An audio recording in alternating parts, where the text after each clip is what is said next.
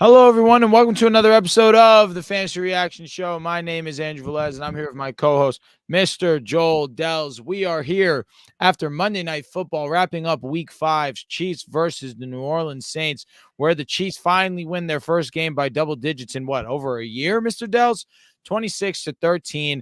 Pretty boring game. We're really going to talk about this game briefly and then get into our studs and duds. We got a couple questions that we have to answer ourselves. But before we get into that, Mr. Dehls, how are we doing tonight? Doing good. This was a game that felt like we turned down the clock or turned back the clock a little bit with Kareem Hunt and Juju and some guys that if you would have told me week one of the season, coming into the season, they're going to be involved in any team, let alone have 100 yards, both of them in the same game, thought you'd be crazy. But yeah, like you said, this was a more or less predictable game, right? We had some crazy games, that Thursday Night Football game last week, but this was more predictable. Chiefs just kind of slowly ripping your heart out, and the Saints really never having a true chance in this game.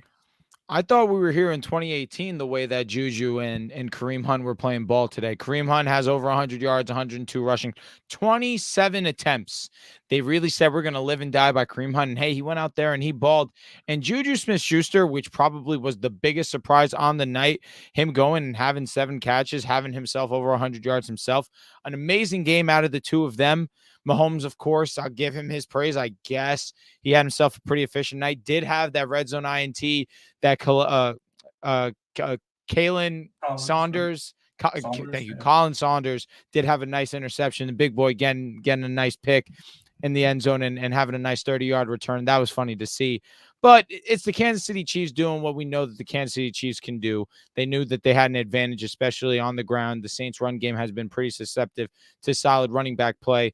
And Kareem Hunt, the first in the 2 weeks that he's been the Kansas City Chiefs running back, we saw 60 yards last week, over 60 yards. And then this week, 27 attempts, over 100. How are we feeling with Kareem Hunt moving forward? Is he locked and loaded, running back one for you for the Kansas City Chiefs? And I'm assuming that he's no longer available on waiver wires. If he is available, obviously the two of us are going to co-sign. You go out there and you spend some fab on him. However, is he locked and loaded? We're putting him in the lineup regardless. Yeah, absolutely. I mean, Carson Steele had the first crack at this job, and he has a fumbling problem, right? Before he even got the job, when there was Pacheco there, he had a fumble early in the season. He had a fumble last week, which really lost him the job because he was the one getting 16, 17 carries that first week after Pacheco got hurt. But if you can't hold on to the ball, plus you're a rookie, plus you're just not that talented, you're going to lose the job. And Kareem Hunt came in and stole this from Carson Steele right now. 27 carries, 102 yards, and although it wasn't the most efficient, right, 3.8 yards per carry, I thought he looked decent. You know, like for what Kareem Hunt is at this point, a 28, 29-year-old running back who looked kind of dead in the water in Cleveland, right? His last year there did not look like he had any juice. He has a little bit of juice, right? It's nothing crazy. This isn't a top, 15, 20 running back in football. But if you're going to see 20-plus touches on the Kansas City Chiefs, although they've had some issues in the red zone this season, that's going to be extremely valuable, right? If he gets this type of workload, he's an RB2, and he's someone that when the Pacheco injury first went down, it was difficult to kind of figure out who was going to step up because we thought it'd be Steele. We knew P. Ryan would be involved in the passing game. And then you had Kareem Hunt, who was just this practice squad guy at first, knowing, of course, what he could be down the line. So if you managed to get this right and you picked up Kareem Hunt, here we go. If you picked up Kareem Hunt, that's fantastic move. You have an RB2 going forward. And listen, and also talking about the Kansas City Chiefs, the last thing I want to talk about is Mr. Travis Kelce, back-to-back weeks, having over 15-plus fantasy points this week, finishes with 16 flat, 10 targets. That really excites me if I'm a Travis Kelce manager. 9 receptions, 70 yards, just missed a touchdown as well. They tried to do that patented Chiefs play where I feel like Larry Fitzgerald really started that wave in the wild card game, but they go fake the handoff, go and pitch it to Travis. They stuffed him at the goal line. But regardless, another solid performance from Kelce. And I think especially with Rashee Rice being out, now officially ruled out for the rest of the season with an LCL injury. So for the Dynasty guys, for, of course, Chiefs fans, that's good news as he should have a full recovery. But for this upcoming season, for the rest of the season, Travis Kelce should be getting an uptick in opportunities. Now, shifting over quickly to the New Orleans Saints, Not the best game for their offense by any means. The Kansas City Chiefs defense continues to be very, very great against running backs. We saw what they did tonight against Alvin Kamara. In fantasy and PPR leagues, he had over double digits. He goes and has 12 fantasy points, 11 carries, 26 yards, though. They absolutely shut down anything he did on the ground. He did have, of course, 6 catches for 40 yards. You know he's going to get a ton of targets. That's just the Alvin Kamara experience. But the one thing I want to talk about more than anything else, because I think Alvin Kamara is going to be fine regardless rest of the season. He's pretty matchup proof because of the opportunities that he does get. But Rashid Shaheed, once again, out targets Chris Olave. And Rashid Shaheed is looking more and more like Derek Carr's number one guy. Rashid Shaheed had multiple opportunities, one that he did turn into a touchdown, one that was slightly underthrown late in the game that Derek Carr felt there was pressure and underthrew Rashid Shaheed, which could have been another big play for him. He goes 4 catches, 9 targets, 86 yards, and a big touchdown. But Olave, 4 targets, 2 catches, 10 yards. For a guy that was a top 20 wide receiver out of drafts, this is not the performance that you were anticipating. When you look at Olave's game script, outside of week 1 and this week, he's been pretty reliable, double digits, especially in PPR leagues. We're seeing him still get targeted. But in matchups like this week, where you have a dud, 3 points, to me, this is where things become concerning because the big plays are not being drawn up for Chris Olave. They're being drawn up for Rashid Shaheed because he has a trait that Chris Olave does have. He obviously is a burner, but for whatever reason, we see Rashid Shaheed consistently win deep down the field, and those plays are not being drawn up for Olave, but instead being drawn up for Shaheed. Yeah, Olave is a burner. Shaheed's like, he's a burner, right? Like that's his number one trait. And for whatever reason, Derek Carr, him and Derek Carr seem to have a better connection right now than him and Chris Olave, at least on those deep connections, because we've seen the first week you mentioned Olave was terrible, right? This guy had like 10, 15 yards. Then he rips off 3 weeks in a row, 80 plus receiving yards. It looks like, okay, this is the wide receiver one we were expecting with the New Orleans Saints. But during that time, Shaheed, outside of 1 week, was still heavily involved. And in some games, out targeting Olave. Coming into this game, he still led the team in targets. There's just Olave who had a couple more receptions than him. But right now, you're going to start Chris Olave because you have to. You spent a 3rd-round pick on him. This offense, for the most part, still looks like it has more than enough life to be able to start him. But Rashid Shaheed looks like kind of the guy in this offense that is getting the more valuable targets because even outside of the one long touchdown that Shaheed had, he had multiple other opportunities where Derek Carr is throwing the ball down the field, trying to get him those 30, 40, 50-yard touchdowns. We saw numerous times in this game, Derek Carr is just kind of throwing the ball up there, hoping for the best. I mean, the one on the first drive that was an interception was terrible. You had the one on 4th down that didn't go to Shaheed, but it was an all-out blitz. Derek Carr is just throwing the ball up there and hoping for the best a lot of the time. And that's great for Shaheed because his speed is elite. He's great at tracking. And for the most part, he has pretty reliable hands, right? He had a couple of drops earlier in the season, but for the most part, pretty reliable hands. So the Chris Olave 2 for 10 game definitely stings. Doesn't seem like something that'll, be common going forward. But we also have to see what happens with Derek Carr and this injury, right? He got an oblique injury in this game. So if he manages to get banged up, of course, he misses some time, this whole offense changes. And I'm looking at Olave's schedule. It's still pretty friendly. Has Tampa Bay next week. That should be a nice bounce back for him in the offense. Then Denver. Not a good matchup, regardless of the team that's playing against them, especially with PS2. That's not a great matchup for Olave. But then you have the Chargers, the Carolina Panthers, Atlanta, Cleveland. Bye week 12, but then you go off the bye and you have the Rams. This is a pretty lenient schedule, especially after a week like this. This is not one to panic. You may have one more dud with the Denver Broncos just because of the way that Pat Surtain's playing. It's simply at an otherworldly level. We're talking about the best cornerback in football. But outside of that, it's still one of those that I'm trusting Olave, and I'm not really thinking twice about it. Now, let's wrap up from this game. Let's move on to the studs and duds of the week. As you guys can see from the title, there's some obvious headliners of these studs and duds that we do want to discuss, but we're still going to go by position. And as we go, we will get to those questions. But I'll start us off, Mr. Dehls. I'll start us at the studs quarterback position. Of course, I have to show some love to my pride and joy, Mr. Bo Nix. And now I'm mad at myself because I'm in a 2-quarterback league. I had the opportunity to start Bo Nix, and I went with Dontavian Wicks over him. And that's a shame on me for trusting Dontavian over my quarterback. And that won't happen again. Dontavian Wicks is on the ban list. But Bo Nix, quarterback 8, 2 passing touchdowns, 1 rushing. This was his cleanest game, in my opinion, even more so than the Buccaneers game. He goes 206 passing yards. He completes 70% of his passing, but the offense just seemed to be clicking on all cylinders. I love what I saw out of him, the confidence that he showed. To me, that's what impressed me the most. He really took a strong leadership role this past Sunday, and obviously he was able to translate into a W, 23 fantasy points. Love it from my quarterback. And of course, my start of the week, I have to show some love to Trevor Lawrence. 82% completion percentage, 371 yards, 2 touchdowns, a bad INT. Be remiss if I didn't mention that. But still, 22 fantasy points, finishes as your quarterback 10. And where you'd think that things could start rolling in the right direction, next week you get matched up with the Chicago Bears. Not the best of matchups in the world, especially when you look at the fact that the Bears are allowing the fewest points to fantasy quarterbacks this season. So that's something to look at, not something to anticipate this type of performance to translate to next week. But obviously great for Trevor Lawrence truthers. Bo Nix quietly on pace for double-digit rushing touchdowns. If he gets 10 rushing touchdowns, I mean, this is a guy that in the kind of sneaky streaming category if you have a bye or an injury. But yeah, the 2 quarterbacks I want to highlight here are the 2 guys that were the QB1 and QB2 on the week. Kirk Cousins, QB1 the week, 500 passing yards, 4 touchdowns. We talked about him on that Thursday show. But even still with Kirk, because I think there's still some questions about what is he really in fantasy, because 3 of the previous 4 weeks, he was outside the top 20 quarterbacks, right? He hadn't cleared more than 18 fantasy points up until this game. Then he erupts, 35 points, 500 yards, 4 touchdowns, the whole 9, right?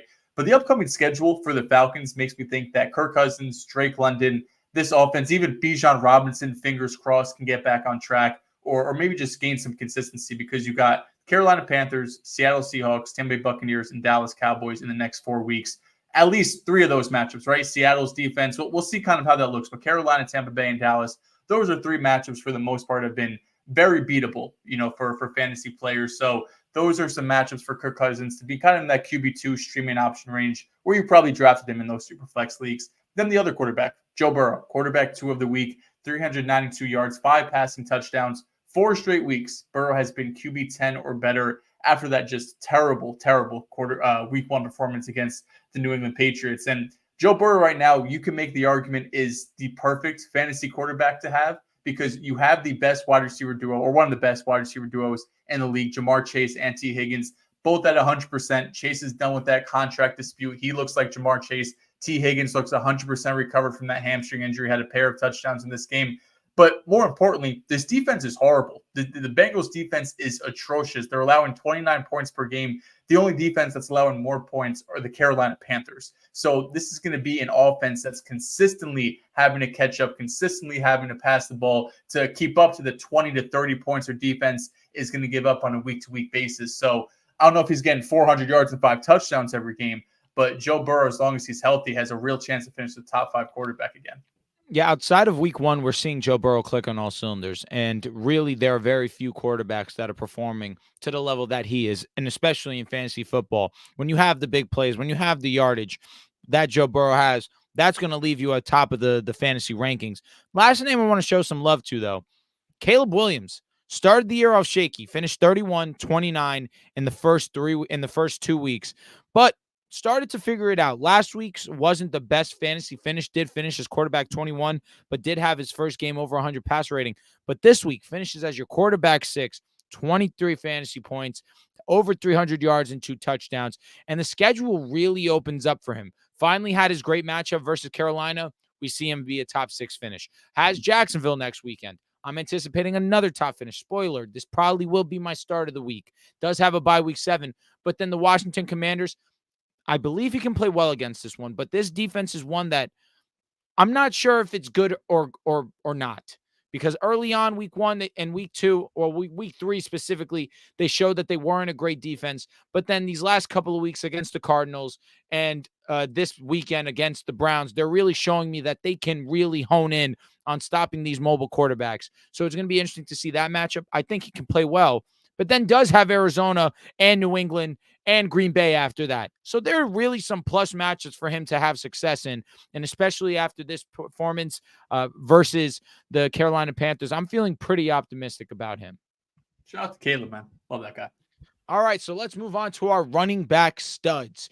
Now, DeAndre Swift is a funny, funny dude, and we find ourselves talking about him once again. RB2 this week. This was my start of the week. Loved the matchup with Carolina. It was not it was a no-brainer. Truthfully, 21 for 73, not the most efficient, but does have a touchdown, 2 catches, 47 receiving yards, 20 fantasy points. This week was not the best performance, did not have the best performances for running backs, because of course 20 points was number 2, but man, Tank Bigsby, your running back, 1 this week, 13 carries, 101 yards, 2 touchdowns, a bomb touchdown on top of that too, 28-yard catch, 26 fantasy points. Week 1, my overreaction was that Tank Bigsby would inevitably take over ownership of the starting gig in Jacksonville. We just see Travis Etienne is not an efficient rusher. Really good receiving back, not an efficient rusher. My issue with Doug Peterson is that he came out and already said Travis Etienne is the running back 1 still. Maybe that's the real question as to why the Jacksonville Jaguars are one of the worst teams in the league, because you have a clear talent in Tank Bigsby and you're trying to minimize his position on the roster right now. But Tank Bigsby is one of those guys that is probably available on waivers. This is one of my top ads this week. I look at how efficient he is and his ability after contact as well. Had more yards after contact this week than actual yardage. He was a superstar, and if you are able to get him for the low on waivers this week, I'd spend upwards of 15 to 20% of that. Yeah, and we'll talk about ETN in the dud section, because another week, although it wasn't terrible, right? He was still like a top 24-ish running back, but for where you drafted him, hasn't had the season you were expecting. And I think going forward, you have to expect, and you should expect, more of a 50-50 split in this backfield, right? This was the first week where Tank Bigsby had more snaps than Travis Etienne. It was just by 1, and Etienne did get banged up in the second half, to his defense. But the Jaguars right now don't have the luxury of just saying, oh yeah, Etienne's our guy, he's getting 80% of snaps. You're 1-4, right? You're damn near 0-5, a couple plays away in that game from being 0-5. You need to get your best players out on the field, right? You have a couple good receivers in Brian Thomas and Christian Kirk, and you have 2 really good running backs, and they should utilize both of them. That being said, moving on to my running back studs this week, Rico Dowdle had a breakout game against the Pittsburgh Steelers, not something I was expecting. 20 carries for 87 yards, adds on 27 receiving yards on top of that. It's not close between him and Zeke. I think we saw that early on the season, week 1 and week 2. Who has more juice? Who's the more complete running back? It's Rico Dowdle. And I think as time is going on, the Cowboys coaching staff is starting to see that as well, that he is the clear RB1 on this team. He probably won't be anything more than like a low-end RB2. Even with that being said, maybe he gets to that middling RB2, because he's not utilized a lot around the goal line. He has just 1 carry within the 10-yard line, and he's not seen a ton of receiving work. He's averaging less than 3 targets per game. He had a couple of spike games where he had 5-6 targets, then a couple were seeing 1 or 2 targets. So not consistently utilized in that department. So this is a great offense, right? This is a team with Dak Prescott and CD. They're going to be able to move the ball on a majority of teams. So he's going to have opportunities to score. He's going to have some opportunities in the passing game. But I just don't know if it's going to be enough to be like a real key contributor. But with injuries, with bye weeks coming up, he's a guy that he's potentially even still on waivers. Most likely someone held on to him, but someone that you could plug in kind of a flex spot when you do have a running back out. The other running back I wanted to mention, I don't want to call him a stud this week because he was running back 19, but Tyrone Tracy has like the potential to be a real league winner for this Giants team. We don't know what Devin Singletary is going to look like, because he injured his groin on Thursday Night Football. He didn't practice leading up to the game. He was ruled out. We don't know how long he's going to be out, right, going forward. But Tracy looked phenomenal, right? 18 carries for 129 yards, averaged over 7 yards per carry. Only running back this season to have 15 or more rushing attempts and gain a positive yardage on each play, 3.7 yards after contact per attempt. He was running all over this Seattle Seahawks defense. They were doing really whatever they want. The Giants, it was amazing to see Brian Dable really get into his bag when it's Darius Slayton and Wan'Dale Robinson and Tyrone Tracy out there, being able to just light up the Seahawks team, who was one of the biggest favorites going into this week. So Devin Singletary up to this point has not looked like someone that it's difficult to take the job from, right? That Cowboys game, he was terrible, and he was averaging like 2 yards, if not less, per carry. And Tyrone Tracy, rookie running back, 4th, 5th round pick, has the size to be a workhorse. So he's probably still available on waivers. Him, Tank Bigsby, going to be 2 of the hotter names. I don't think we go into next week and Tyrone is going to just take over the workhorse role. But I think over time in this offense, if he continues to do what he did last week, he has a real chance to be the RB1 on this team. Yeah, and looking up the upcoming matchup, Cincinnati, amazing. Philadelphia, really, really solid matchup there for him as well. Pittsburgh, don't love it. Washington, good matchup. Carolina, amazing matchup. And then he heads into his bye week. Listen, Dehls, I'm with you. I mean, you look at the matchup, you look at the opportunity that is there for him and the way that he just performed against Seattle, who also, with how banged up they are, that's a matchup that I'm looking at for my players and hoping that I do see the Seattle Seahawks. So I think Tyrone Tracy definitely does have a place on a lot of fantasy teams and can do a lot of good, especially as that RB2 flex option. Now let's move on to the wide receivers, because this was one of these conversations that I did want to have. Now I'll start with T. Higgins, wide receiver 4, one of my favorite plays this week. I looked at how well he played last year against the Baltimore Ravens and the way that he's performed so far since coming back off the injured list. Well, not off the injured list, just coming back from injury. Has seen around an average of 10 targets in the 3 games that he has played every single game, 29 fantasy points, 83 yards, 14 targets in this game, 9 catches, 2 touchdowns.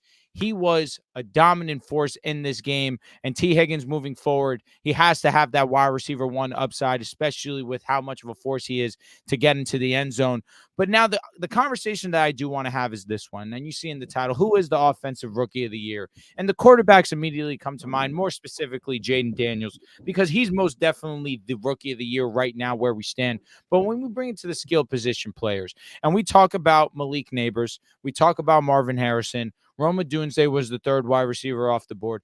But Brian Thomas Jr. legitimately has a case to be the offensive rookie of the year, strictly talking about the wide receivers.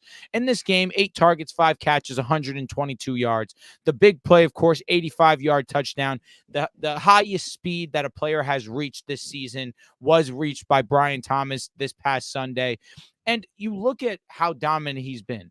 6th in yards in the entire NFL.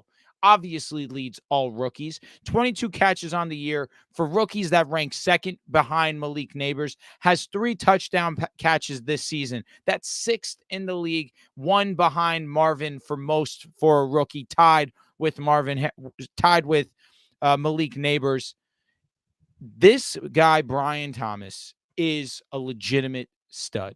He is an up-and-coming star, and Trevor Lawrence week in, week out realizes, and he has to get him the ball more because he realizes when the ball is in his hands, great things do happen. So Brian Thomas, moving forward, he is a wide receiver 1. I don't value him anything less. He has proven that he has big playability. He has consistent target share as well. To me, Brian Thomas gets fired up every single week, no doubt about it.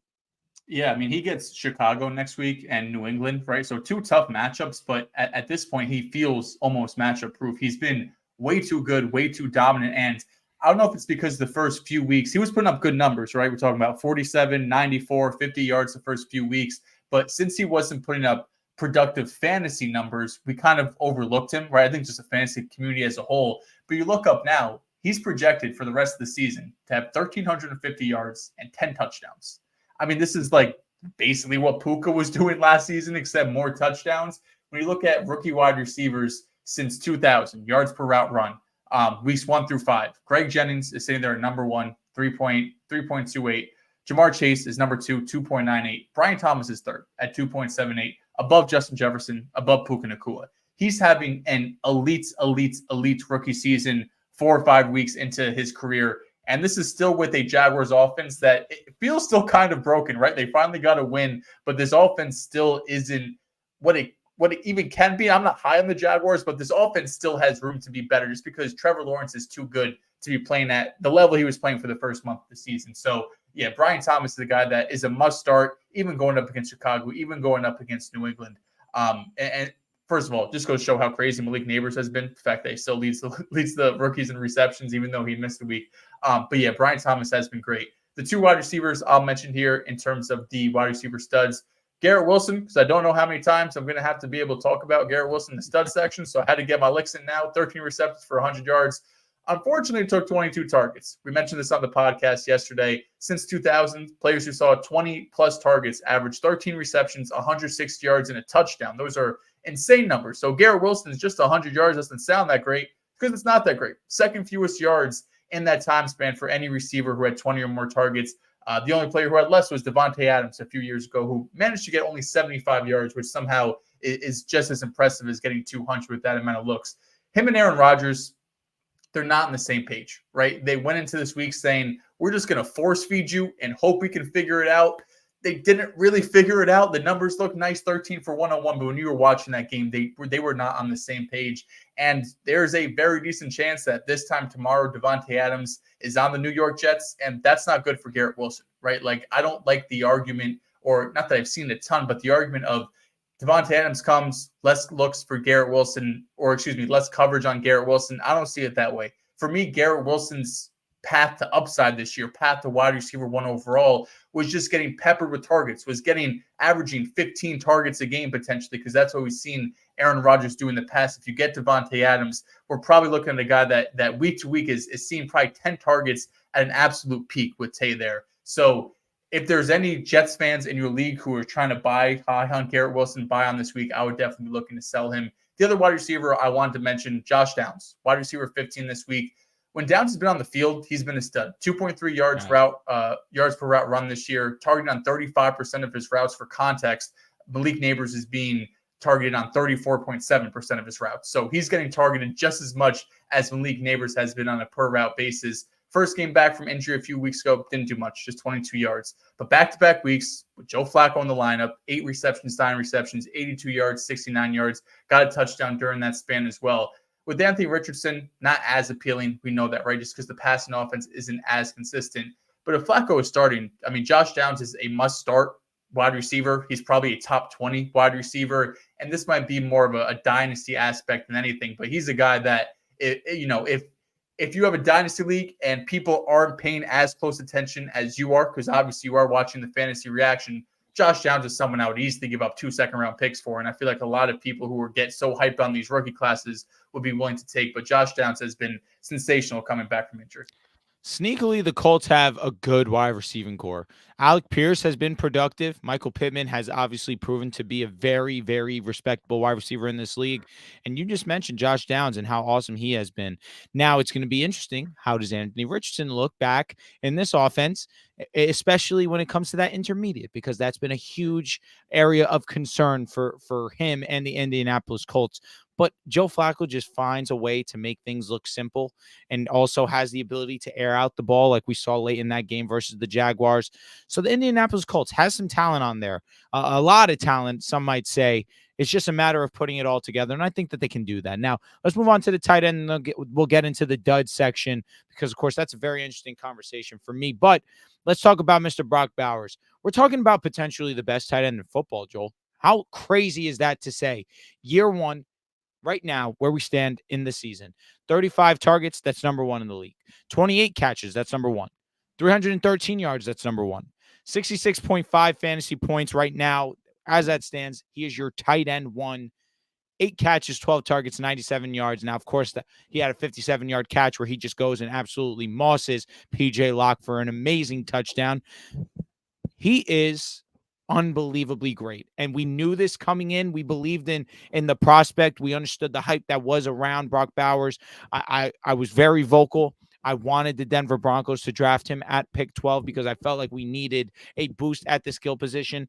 Bo Nix is cooking, so I'm not as upset as I was on draft day, but I feel still inevitably I'm going to feel like, man, we missed out on one of those guys because Brock Bowers is already proving to be one of the best at his position so early into his career, and I think it's only getting started.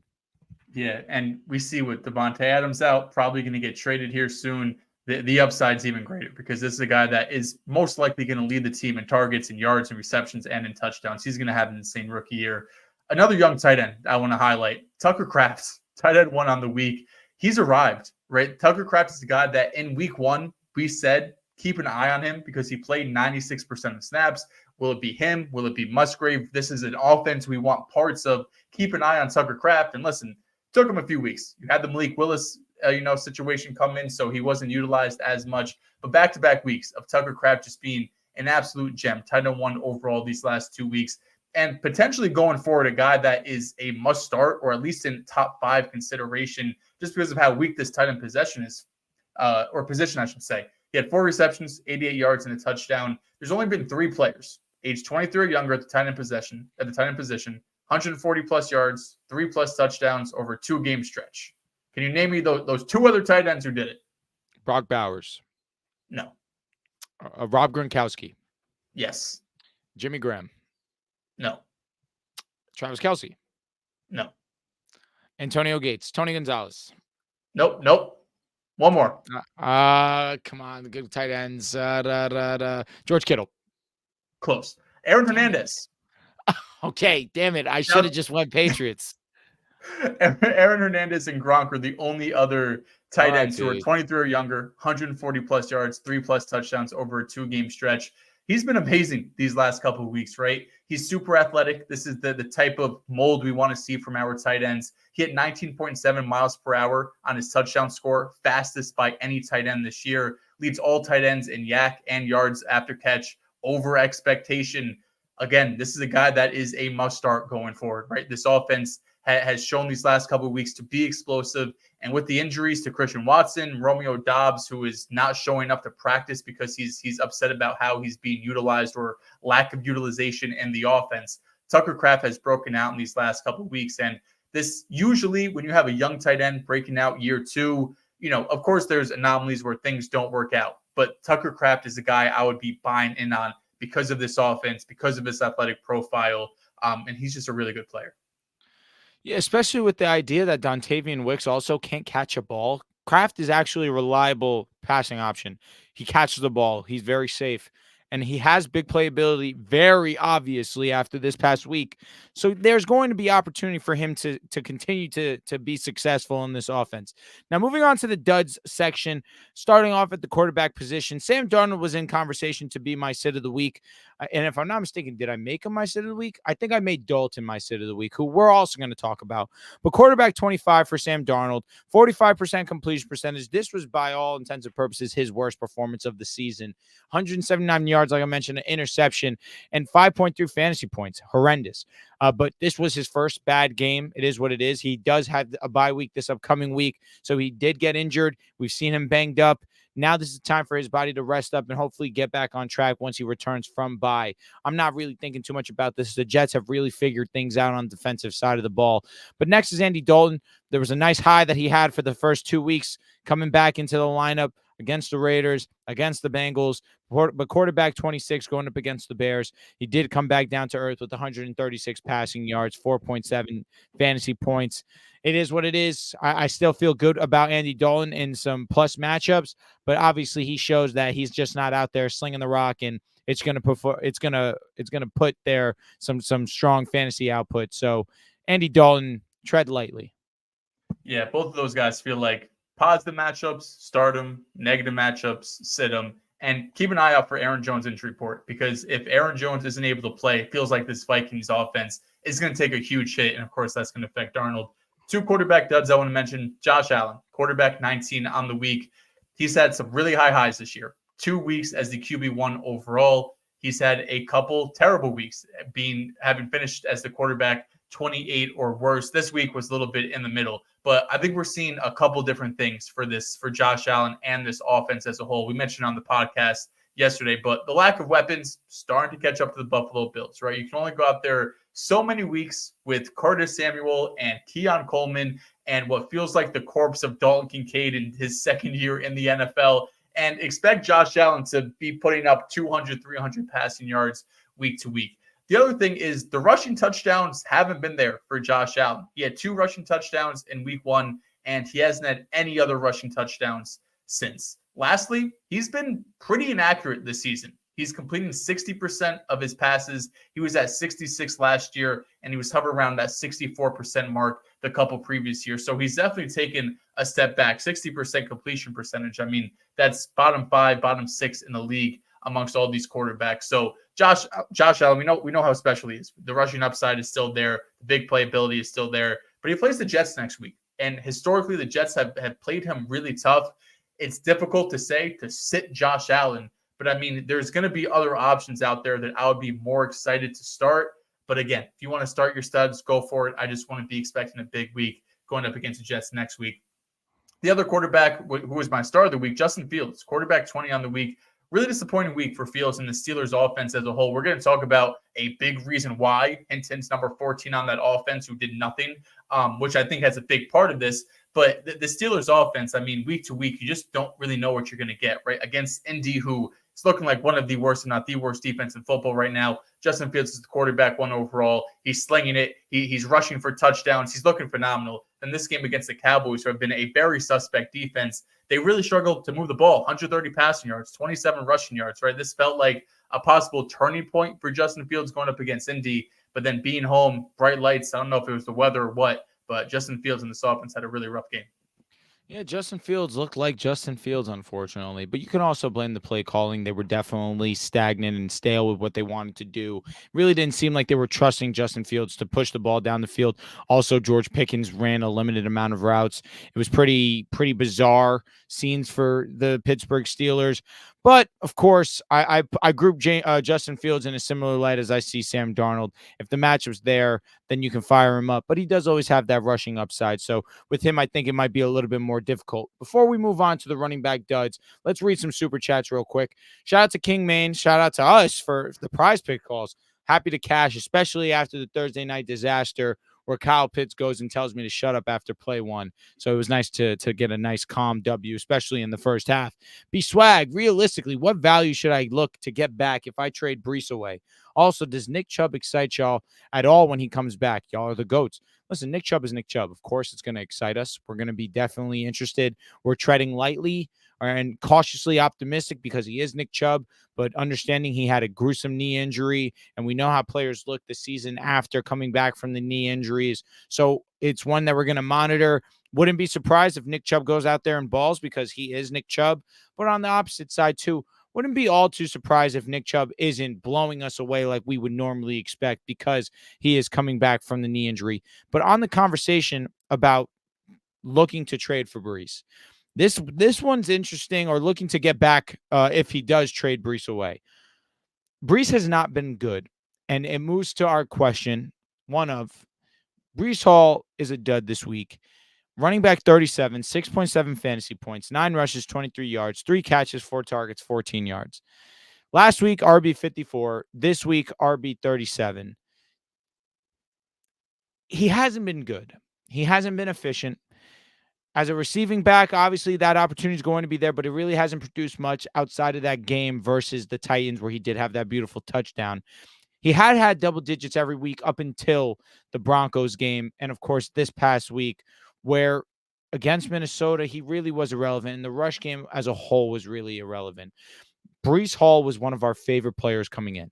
And he's a favorite player of ours regardless. But in fantasy football, he was such a reliable option because of how great he was as a pass catcher that we anticipated with Rodgers, with an improved offensive line, he would be much better in his situation.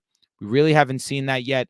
I'm still optimistic because I believe Breece Hall is a great talent. And another spoiler, going up against the Buffalo Bills this upcoming week, this will be my start of the week once again. But I'm going to be transparent with you, Joel. If Breece Hall does not play well against the Buffalo Bills, who have been in the last, for a good portion of the season, one of the worst rush defenses in football, I become overly concerned with Breece Hall. This week, right now, if you are thinking about trading Breece Hall, this could be your make or break because he's going to ball out against the Bills. And if you go out there and you decide to wait one more week and let him ball out, you can increase his trade value tremendously. But on the off chance that he does not play well against the Buffalo Bills, his trade value is as low as it possibly gets. And it's incredible to think about. We're talking about one of the first few picks of the draft this season being one of the biggest disappointments already 5 weeks into the season. Yeah, I mean, it's tough because, listen, the first couple of weeks, it's fine for fantasy, right? You're top 15 back every week. You have that 1 week against Tennessee where you're top 5 running back. And for the most part, no one's really talking about how, like, non-explosive you look, how not as shifty you look. But then you have a couple of weeks where you're outside, like, the top 40 running backs and you're, putting up 2-3 points a game. Now we're going to start talking about it. Breece Hall doesn't look good. He, like, plain and simple, this is not a usage issue. This is not a Jets offense issue and even an offensive line issue, although the offensive line and a run blocking unit has not been great. Breece Hall individually as a player, take out all of the other issues, has not looked good. Like Breece Hall, when he was with Zach Wilson for the first 5 weeks of last season, was more productive. And that's because he looked better. He was more explosive. He was ripping off bigger runs. He was breaking more tackles. Right now, for whatever reason, he looks very hesitant in the backfield. He does not look confident whenever he tries to find a hole, whenever there is a hole, which isn't common for this Jets offense. But more than anything, he's lacking juice, right? Like we were joking in our group chat saying Najee Harris or Breece Hall, but like that's what it looks like. And that's what it feels like watching the TV, that Breece Hall, who has been one of the most explosive players in his NFL career, even after coming off the ACL. Like if this was last season, coming off the torn ACL, I'd be like, all right, give it a couple of weeks, give it a month or two. Over time, he's going to gain back that traction. He's going to gain back that explosiveness. But the fact that it's 2 years removed from the ACL injury, you would expect him to just carry on what he was doing last season, where although it wasn't the most efficient, statistically, he still looked great. And there was a reason why we were talking about him as the second best running back potentially in football, not even just fantasy. But right now, he doesn't look like an explosive player, and that's the most concerning thing. So what you get back in a trade for him, I mean, it's hard for me to say like, oh yeah, like Brian Robinson, who's been a top 10 running back. He looks sensational. He's breaking tackles. He looks explosive. But Breece Hall name value alone should get you a guy that's performing at a top 10 level, plus maybe a little something on top of that. But like Drew mentioned, if he has a bad week against Buffalo, his value is in the drain, right? Like you're talking about what can you realistically get for if he has one more bad week, Breece Hall, right? Where he goes out there 5 fantasy points. Are you able to get Josh Jacobs for him? But probably not, right? Like, I don't know, maybe. Kenneth Walker, no way. David Montgomery, probably not the way David Montgomery's looked, right? So you're really 1 week away from potentially completely ruining a draft pick. If he doesn't go out there and ball against the Buffalo Bills, he's going to be a player that nobody wants to touch. So I don't know if I really answered your question there. I was just more venting about Breece Hall. But Nick Chubb, cautiously optimistic because this Browns offense is fucking putrid. I don't know how much he could change about that, but we know how great Nick Chubb is. Now, the other parts of this question, and I'm not sure if you made Bijan Robinson a bust or not, but I'll get into the conversation regardless because the conversation is Breece Hall and Bijan Robinson. These were 2 of the 3 first running backs taken off the board. And listen, you could even group Christian McCaffrey in there because the first 3 running backs off the board this season have been disappointing. CMC, to unfortunate circumstance where you have the Achilles tendonitis. Breece Hall has been wildly inefficient. And outside of the first, you have the first 3 weeks where he was very safe for fantasy football. These last couple of weeks, RB 50, RB 30, and Bijan Robinson. It was said to me, and it's a perfect statement, Bijan Robinson right now is a floor play. And that is disgusting to say for a guy that has the talent and the ability of Bijan Robinson.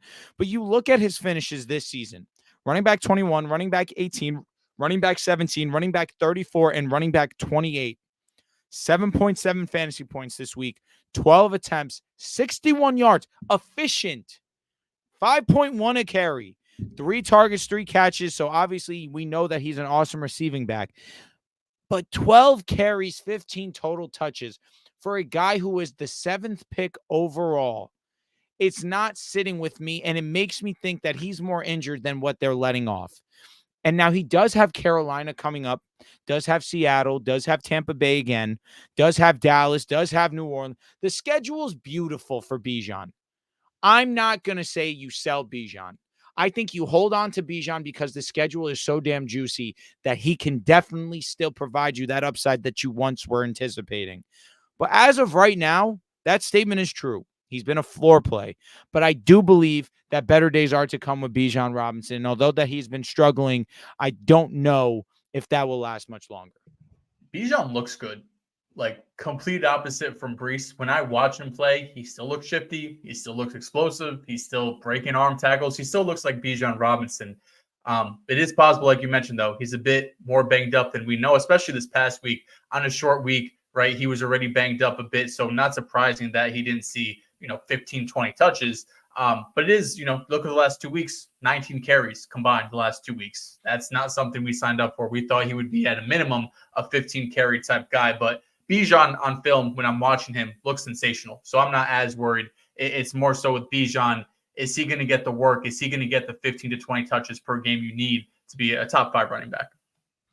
Now, Mr. Dehls, we can get into actually, I do have one more running back dud that I do want to shout out, and that's Mr. Devon Achane. And now this isn't more so me trying to knock him, of course, because he was unfortunately forced out of this game with a concussion. This is more so to speak about a situation where normally with concussion situations, you would have your player miss a week. The fortunate event for him and, of course, fantasy managers is that he does have a bye this upcoming week. So he does have the opportunity to rest, make sure that he's back to full health so that he can come back the week after, in which I'm assuming he does not miss any more additional playing time.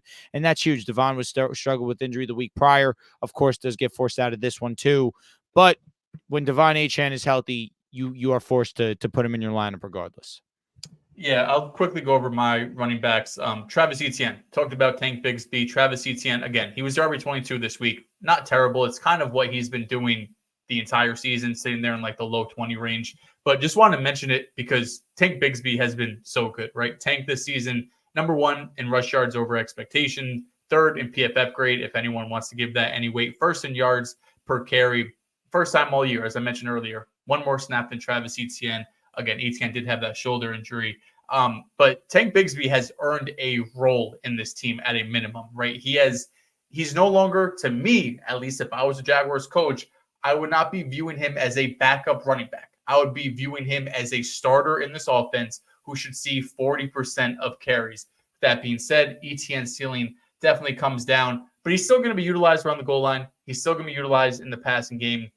So he's still an RB2-ish type player. He's not completely dead. Then just the other running back kind of pair, Bucky Irving and Rashad White. We talked about them a bit on Thursday Night Football, but they are what I'm a bit scared of what the Jaguars can be, where you have 2 running backs you want to utilize, but you're going to use them close to a 50-50 split, 60-40 split that neither of them become very fantasy relevant unless they score a touchdown because they're going to be just eating work off of each other. Neither of them are going to get a full workload. So although Bucky Irving is everyone's, favorite fantasy darling right now because he's this rookie and he's able to be more efficient than Rashad White, Rashad White's still going to be utilized in the passing game, similar to Travis Etienne.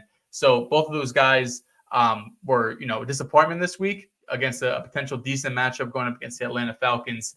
But going forward, they do feel like kind of flex plays, guys you put in when you have a buyer injury.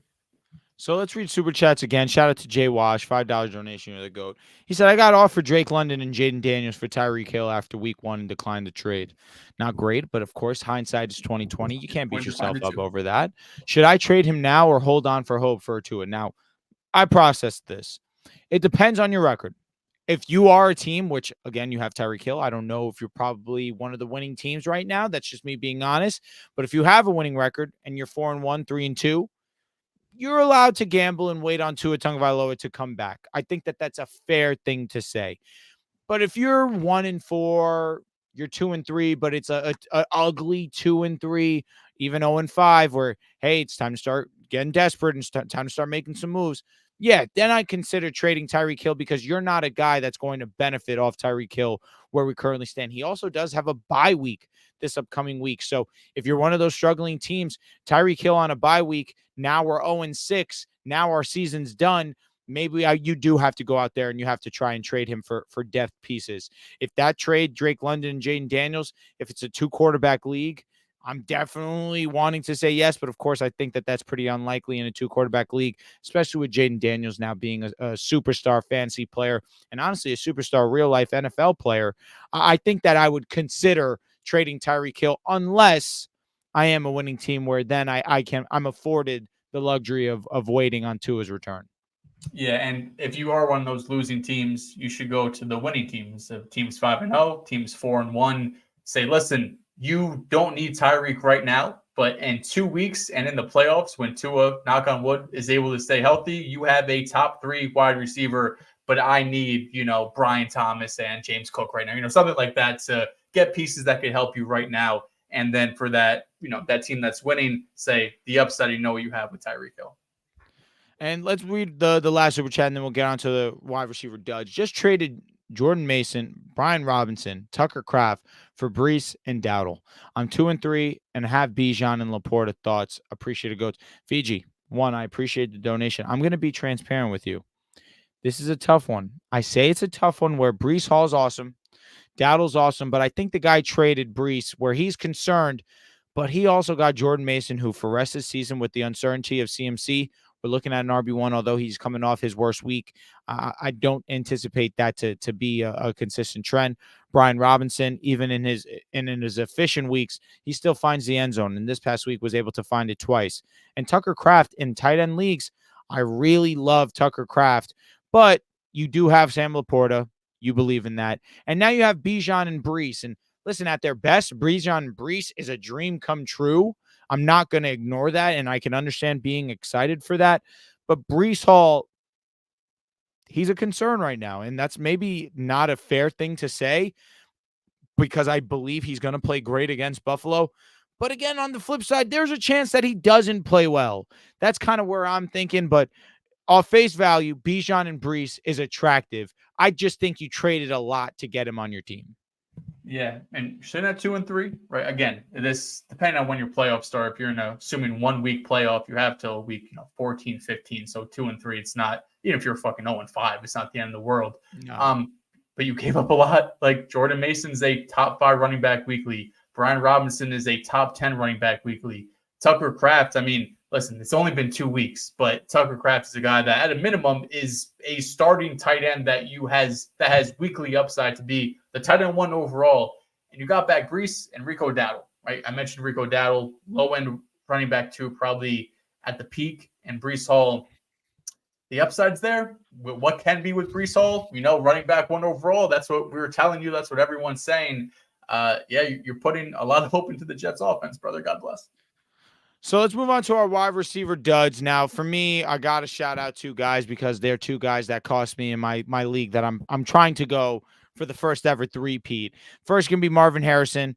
He goes and only has 5.6 fantasy points, 7 targets, 2 catches, 36 yards. Unfortunate showing for him. It just looked like San Francisco wanted him out of the game. They completely removed him from their game plan and said, we're going to take him out and force the Cardinals to dink and dunk and try and pick apart our defense.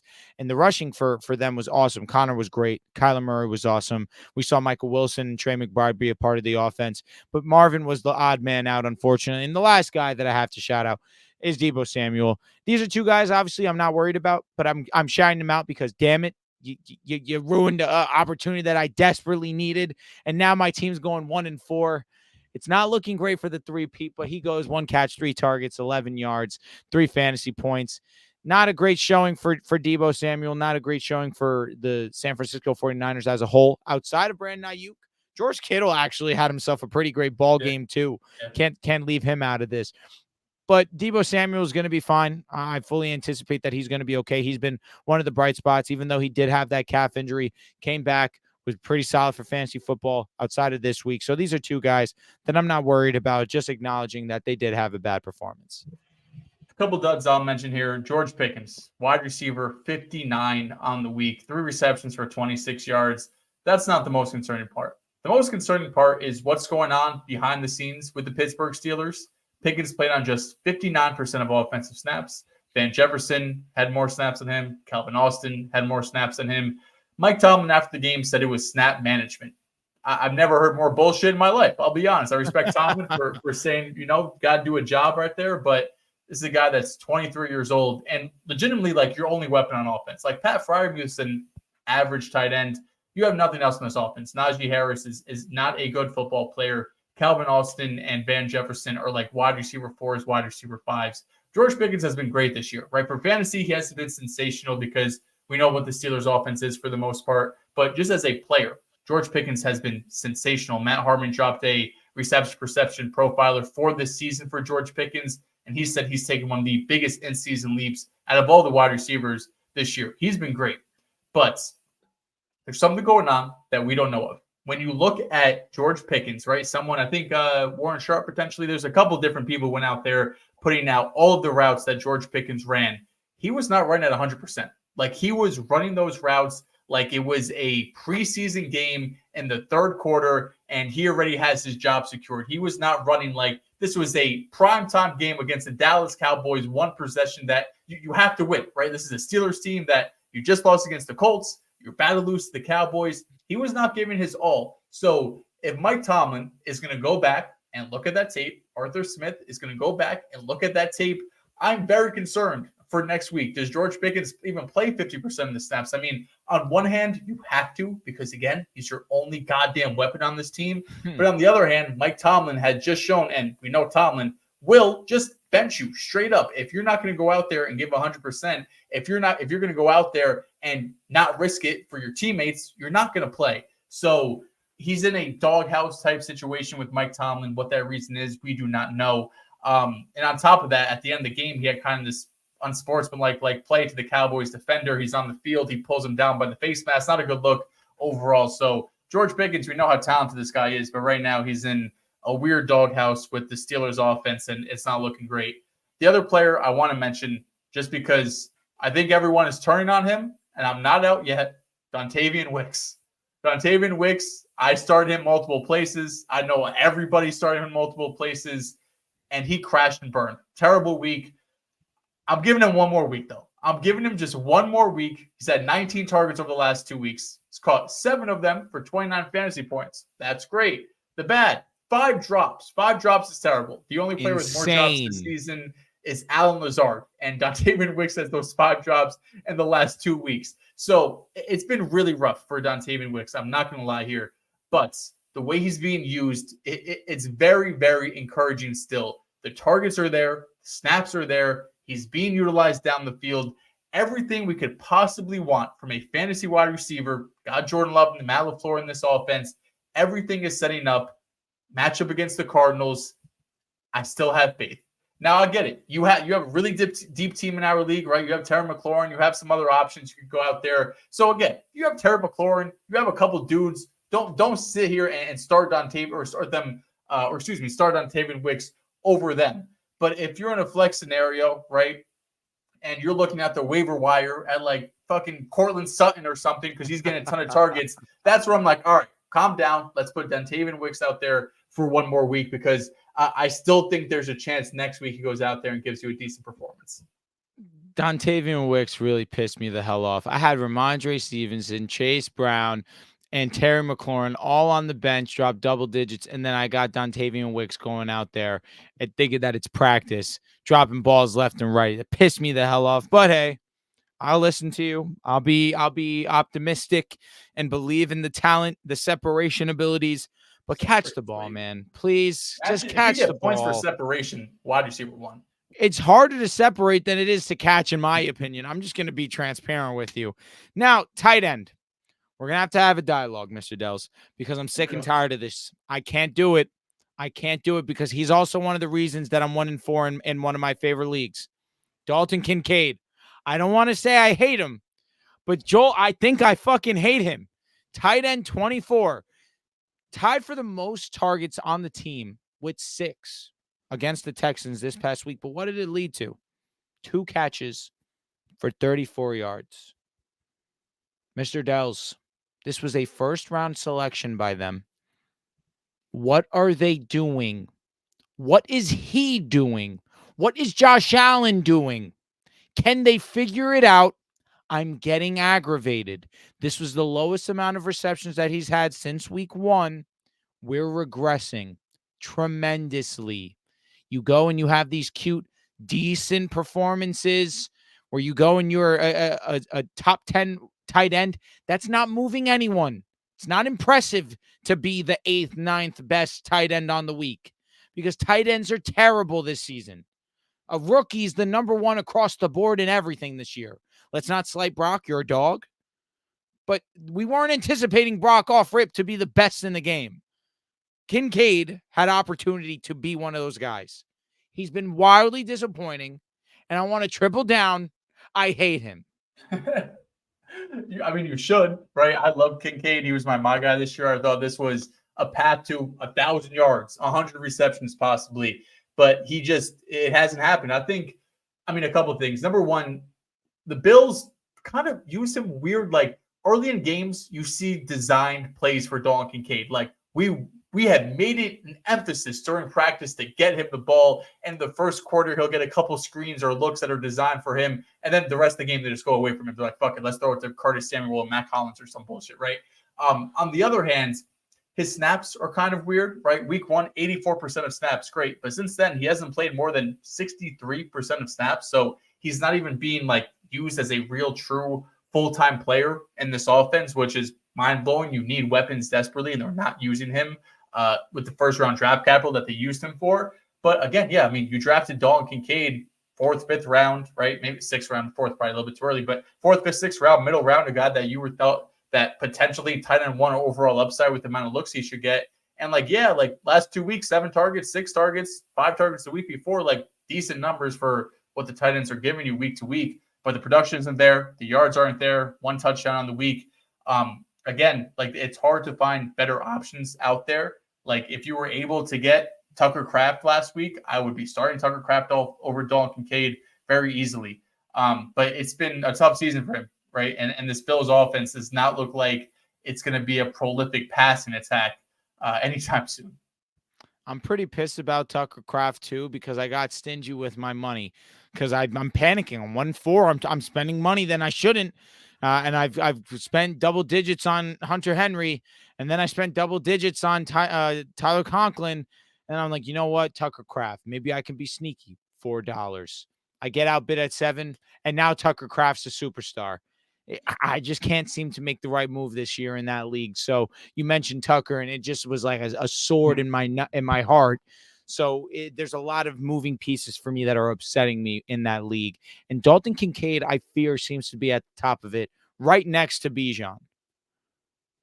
Yeah, no, absolutely. I don't. I'll be honest. I don't really have a tight end dud. I mean, at this point, almost all of them. Yeah, almost all of them. Basically, like all the good tight ends had a pretty decent week. You mentioned Dalton Kincaid, Trey McBride, first week off the concussion, not great. Still though, 6 receptions for 50 yards, like not the end of the world, right? Mark Andrews at this point isn't someone you're really starting, and outside of that, there's really no one else that is worth mentioning. I was gonna say, you know what? I was shit talking. A lot of pretty solid tight end performances. This is the most that I've seen. 15 tight ends reach double digits if you are playing in PPR leagues. I guess the only one if we're gonna reach Dalton Schultz, maybe Hunter Henry, but at this point, honestly, Hunter Henry might be droppable. Outside of that week 2 performance, he's been irrelevant in the offense. He's been irrelevant in fantasy. That may be the only one that I want to comment on. But other than that, I give flowers. Jake Ferguson continues to be a target beast.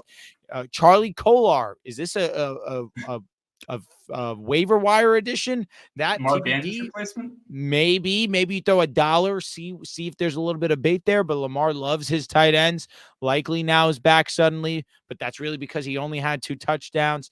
The tight end position continues to be annoying. However, let's read this last super chat, and Mr. Dehls will wrap up the show. Lamar, best quarterback in the league. P.S. I'm 5-0 in my league right now. Jeremy Early, you know what? I'm not surprised because you listen to the Fantasy Reaction Show and you go out there and you get W's. Congratulations to you. Keep up the hard work, and you're going to bring home this championship. But Mr. Dehls, unless you have anything else to add, that's going to do it from us over here at the Fantasy Reaction Show. If you've made it this far, we appreciate you. That's very sweet of you. But like the video, it really does help us out, and it shows us that we're doing something right. If you aren't subscribed to the channel, subscribe to the page, turn on the notification bell so you know we go live like nights like tonight. You get notified when the weekly blitz drops, when Riv Academy drops. That's right. What I said is right. Riv Academy drops. Shout out to Jackson McIntyre. He's been dropping some film breakdowns. If that's your niche, go out there and go ahead and tune into that. Of course, the podcasts, we do that every what, three times a week, every single week. We're locked in. We're giving you guys content endlessly. But that's going to do it from us over here at the Fantasy Reaction Show. Jamie, GG, you're the GOAT. And we'll see you guys next time.